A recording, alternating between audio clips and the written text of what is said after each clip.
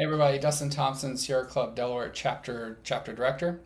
Over the past couple of videos, we've talked about energy rates, why rates are going up, what Delaware should be doing about that. Now we're going to talk about what's to come, what's ahead, especially as data centers continue to get built throughout the region.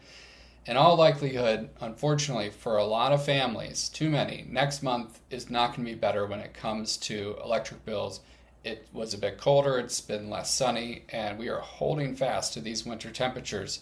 I've heard from far too many people that they have their thermostats ratcheted down to the low 60s, which nobody should have to do. But is this going to get better though? Sadly, the likely answer is no.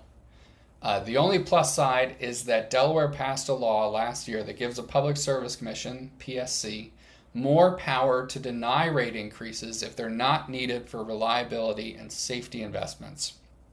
We all want reliable energy, we want safe gas delivery, but we don't want gold plating so shareholders can make money off of hardworking Delawareans. That was called the Prudence Bill last year. We can talk about what that means in another video. But suffice to say that we were one of only 2 states in the nation that did not already give our regulators that power, and as a result, we have seen dramatic rate increases over the years. Now, unfortunately, Delmarva Power put forward their rate cases last year, had 2 rate cases that are before the Public Service Commission now, before that law went into effect. So while there are some good things in those rates, like better energy efficiency programs and a low-income rate, discount rate for those on Medicaid and LIHEAP who truly cannot afford these rates, and when you take those 2 things together, that should actually help all Delaware families better afford energies in the long term, because we don't have a bunch of people defaulting on their bills, which we all pay for, and we're using less energy overall.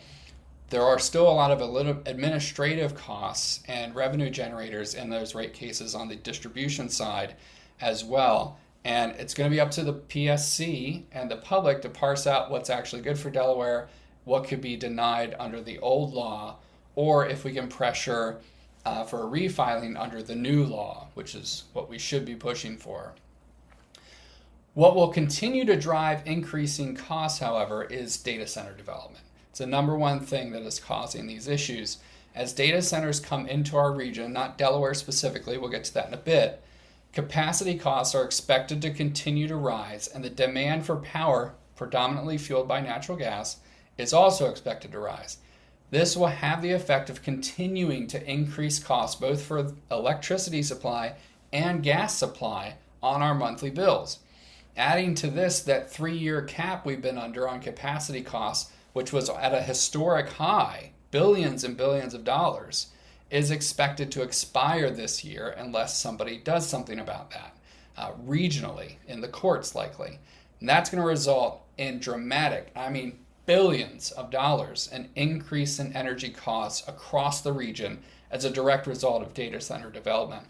That is, unless PJM dramatically changes how that market functions or how data centers are handled.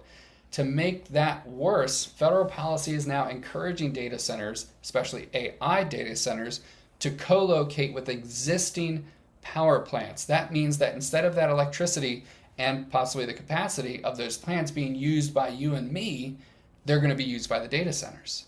This will undoubtedly supercharge the increased energy cost on the markets that we customers rely on.